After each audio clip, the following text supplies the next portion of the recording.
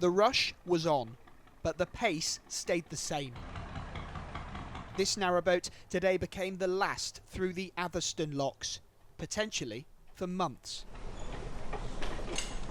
It feels great because I didn't think I was going to make it, and I just come around the corner and the two lockies were there, so touch and go whether I made it.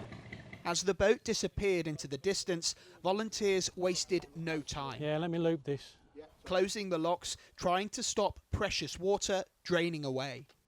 The Cherwell force also pushed to the limit, rushed here from Cheshire. The trip started on Thursday afternoon last week.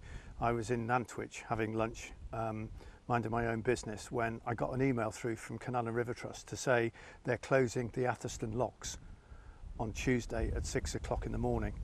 In practice, that meant 2 o'clock on Monday afternoon. And I was in Nantwich, and at 2 miles an hour to 3 miles an hour, it takes a long time to go anywhere. So I had the decision to take, which is, what am I going to do? Am I going to plan to be the wrong side of the closures, or am I going to try and make a dash for it? I chose to make a dash for it, and I thankfully made it in time. I arrived at the bottom of the locks on Sunday night, and that allowed me to go through those locks yesterday, and they are now closed today, full stop.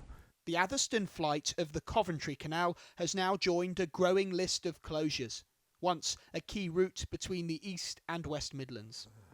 In Leicestershire, Rob has been repairing boats in Stoke Golding for 2 decades, but throughout July his workshop has stood empty, unable to get a single boat through the door.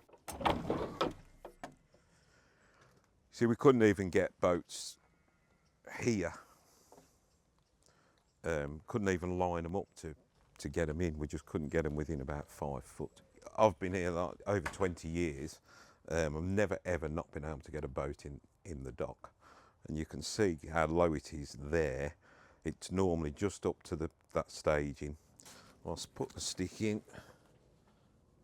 That's on the top of the silt there. Probably less than 12 inches. You need 2 foot really. Some boats are slightly shallower, but some are up to 3 foot. Today, he was forced to cancel every job booked in for August. Over a couple of months, you're probably looking at £10,000. You know, and you've still got rent to pay. It's just ridiculous.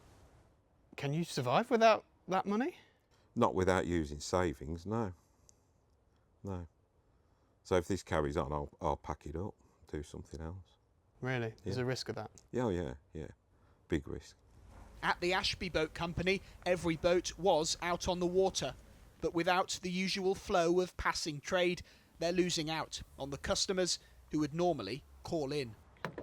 The diesel's the most annoying thing because obviously the price of the diesel has actually gone up, so we're paying more to get it in, but then obviously people aren't buying it as much.